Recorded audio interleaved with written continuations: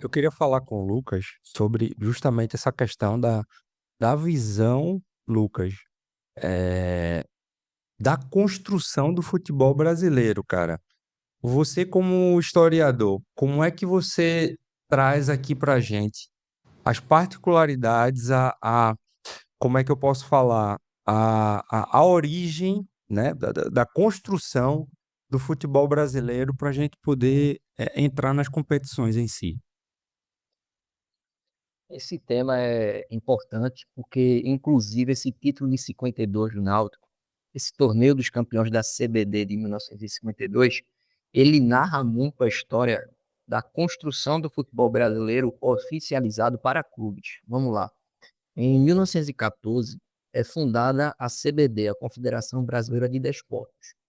Hoje, conhecida como CBF, né? O que era, já tinha CBF na época? Tinha.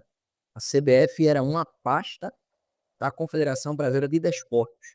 João Avelange, né, que era o grande presidente da CBD, ele não regia apenas o futebol, era o vôlei, era o basquete, era todos os demais esportes terrestres e também marítimos. E aí, até mais ou menos 1934, aconteceu de que a CBD ela ligava em relação ao próprio futebol apenas para a seleção brasileira disputar o Sul-Americano, as Olimpíadas e a Copa do Mundo. Em paralelo a isso, existia uma federação que era a Federação Brasileira de Futebol, que era como que fosse uma CBF hoje, né? E ela era brigada com essa CBD, ao ponto de que ela queria o profissionalismo nos clubes de futebol, não só para as seleções, enquanto a CBD tinha interesse apenas nas seleções estaduais, como Marcelo falou, e na seleção brasileira. Houve muitas guerras, muitas brigas políticas entre eles, né? Ao ponto de, por exemplo, Flamengo e Vasco não passarem alguns anos sem se enfrentarem, porque um era afiliado à CBD e o outro era afiliado à Federação Brasileira. Então, imaginem, década de 20, década de 30, Flamengo e Vasco não se enfrentando, o maior clássico do Rio, tudo mais.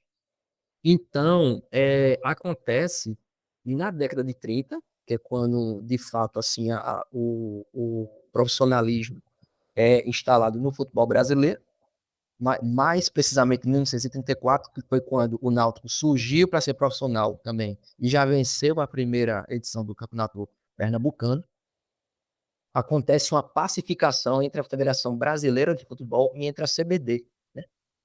E em 1937, especificamente, acontece de não ter o Campeonato Brasileiro de Seleções. Então, o que que a Federação Brasileira de Futebol diz? CBD, já que não teremos o Campeonato Brasileiro de Seleções, eu posso fazer o mesmo Campeonato Brasileiro, só que de clubes.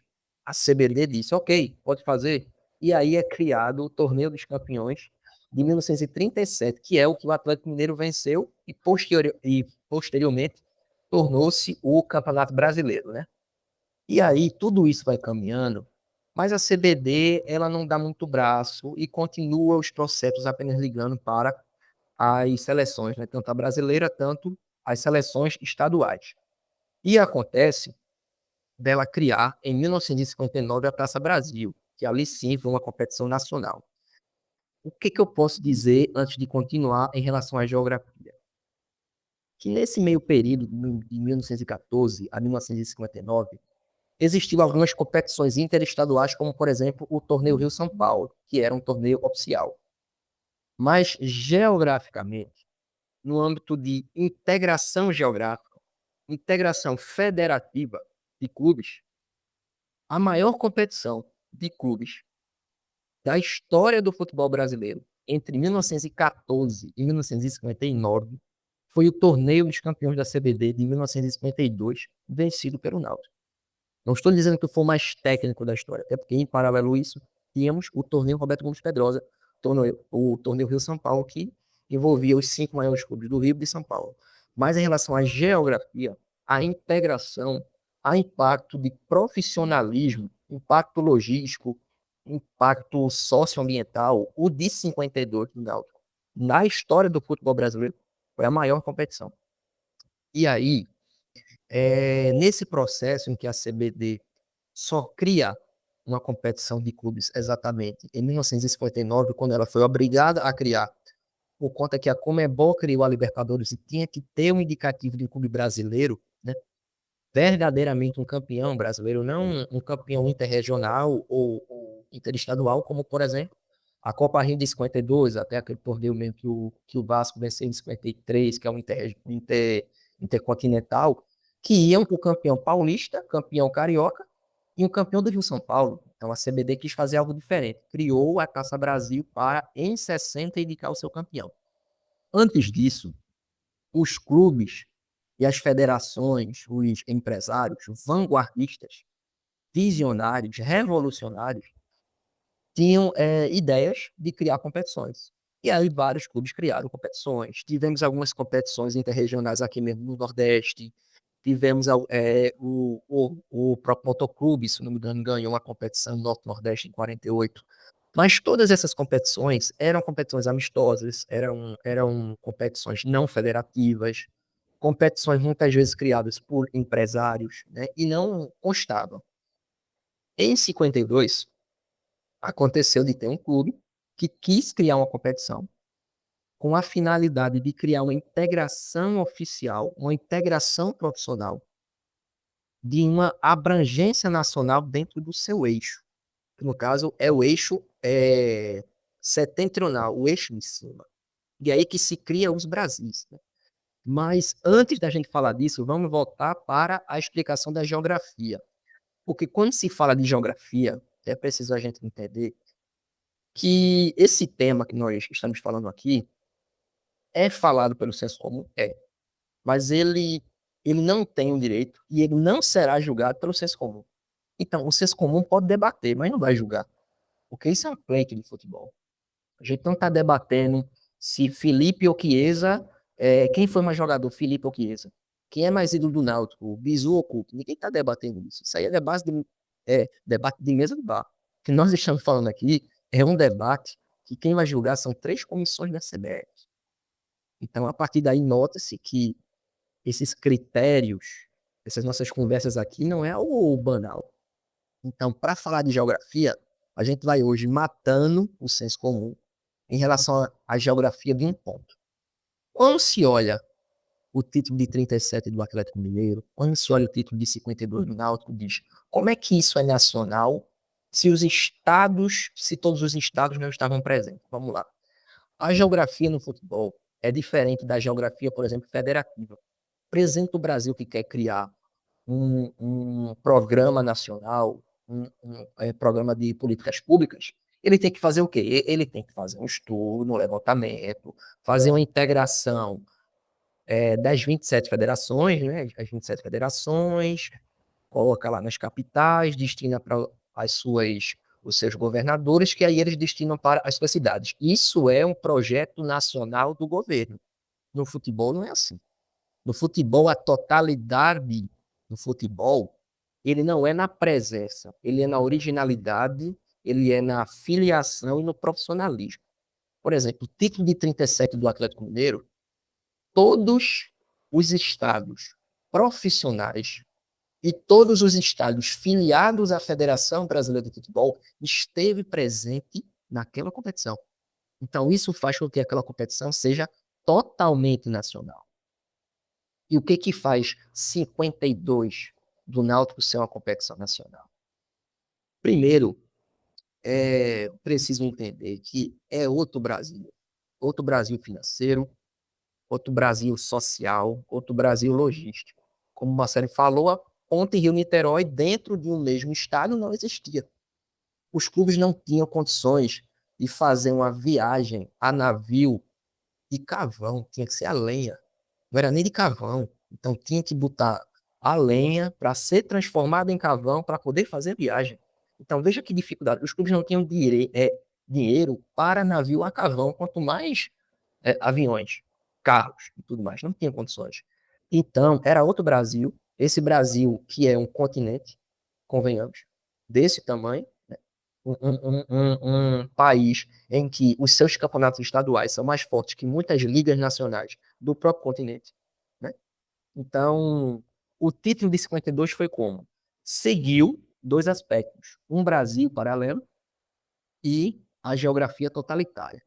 Na época, a própria cultura não tratava como Nordeste, tratava como Norte. Existia culturalmente, administrativamente, socialmente, economicamente, dois Brasis, o Brasil de cima e o de baixo. E era impossível haver competições de um time jogar em São Paulo, vai para o Recife, volta para São Paulo, vai para o Pará, volta para São Paulo, vai no Rio, vai para o Mato Grosso e volta. Não tinha condições. Então, o futebol era tratado de forma gigantesca de acordo com a sua realidade. Então, era totalmente normal ter competições, ter esse Brasil dividido. E essa geografia dividida, quando eu falo que também era na parte administrativa, era que a própria CBD, né, que era tudo, era a FIFA do Brasil, digamos assim, ela tinha sub-CBDs. Então, tinha a CBD do Sul e tinha a CBD do Norte. Então, para isso, João Avelange teve essa ideia de criar sub-CBDs para deixar tudo mais fácil, logisticamente falando, de forma administrativa. Então, até na parte administrativa da Confederação Brasileira de Futebol, ou seja, até a própria filiada da FIFA, a própria confederação tricampeão do mundo, ela dividia a sua administração. Então, era necessário haver competições nacionais regionalizadas. E para isso aconteceu. Mas é, como é que nós podemos ter uma legitimidade geográfica em relação a essa geografia? Então, teríamos que ter, dentro desse eixo, todos os estados profissionais sendo representados pelos seus campeões estaduais. Então, a partir daí, tínhamos o campeão nacional daquele eixo. Existia competição? Não existia, até o Náutico criar em 1952. O que é o Náutico? O que era o Náutico na época? O Náutico era um clube que pensava diferente. Era um clube que via o carnaval como uma forma inclusiva dentro do futebol. Era um clube que via o remo e o futebol como algo muito similar, né? É um clube que já deu ênfase ao futebol já na década de 30, né? É um clube que, eu não sei se as pessoas percebem, mas o nome do clube é Capibari. Então, assim, e o nome do clube é Náutico, então é um clube marítimo. E já teve essa ideia de, já na década de 30, implementar esse seu profissionalismo de forma assim, de fazer reforma nos aflitos, de buscar diretor no esporte, buscar diretor no Torre, no Flamengo, do América, e fazer algo diferente, de realmente mostrar algo, pegar algo que já estava andando. E acontece que na década de 50, quando não tinha essas competições nacionais, o Náutico peitou a CBD do Norte, no caso a Federação Pernambucana de Futebol, que era a representante da CBD no eixo Norte e Nordeste, ou seja, de todo o eixo superior do nosso país, para ser criada uma competição de âmbito nacional do eixo norte do país. Como seria essa competição? Eu quero que todas as federações filiadas da CBD participem, colocando o seu campeão estadual. E aí vai um detalhe.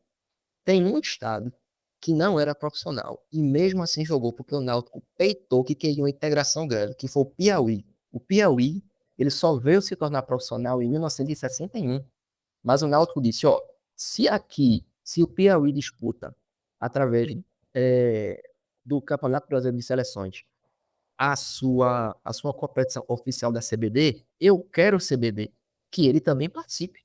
Porque o objetivo da minha competição também é fazer que isso entre como uma forma de integração, de evolução. Então, o próprio Piauí só foi disputar a Taça Brasil em 1962. A Taça Brasil foi disputada em 59, 60 e 61. O Piauí só foi disputar em 61 e dois, ou seja, a CBD só deu o direito dessa integração do Piauí em 1962. Mas o Náutico, 10 anos antes, já estava batalhando pelo direito de profissionalismo do futebol do Piauí. Então, essa competição também é um ato de resistência. Quando o Alfredo Nunes, o presidente da Federação Piauiense, estava lutando pelos seus direitos, 10 anos antes, teve um clube em Pernambuco já lutando pelo direito de um estado em si, que foi o Piauí. Então, é a partir daí que o Náutico cria esse torneio. Esse torneio tem qual finalidade?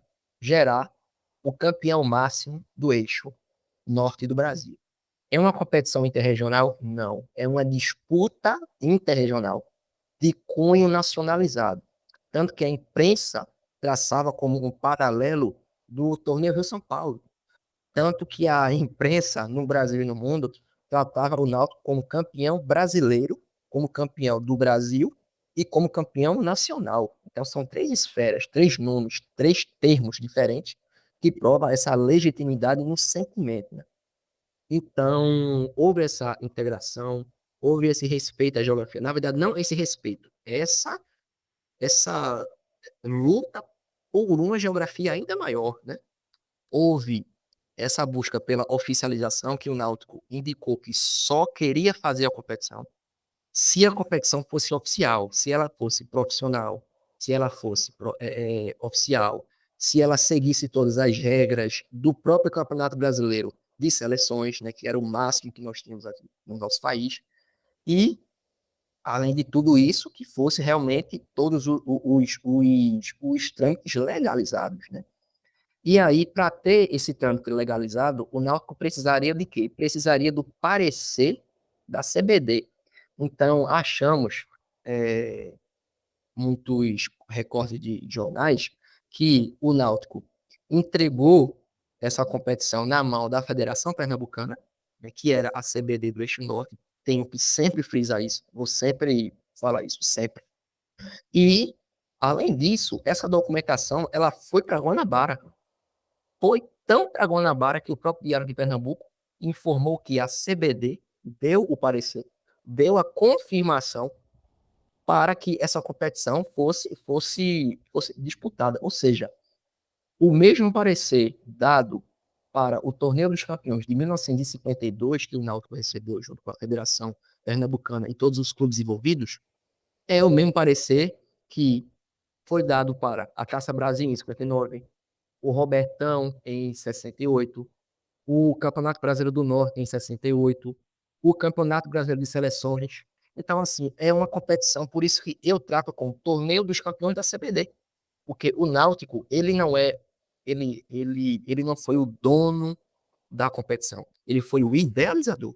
O Náutico teve a ideia, repassou para essas federações, e do momento que a federação dá o parecer, coloca o seu tribunal à disposição, coloca o seu departamento financeiro para poder reger ingresso, coloca a sua arbitragem não para simplesmente apitar, mas para o seu quadro de arbitragem definir quem será o árbitro que vai apitar tanto as partidas preliminares, e não.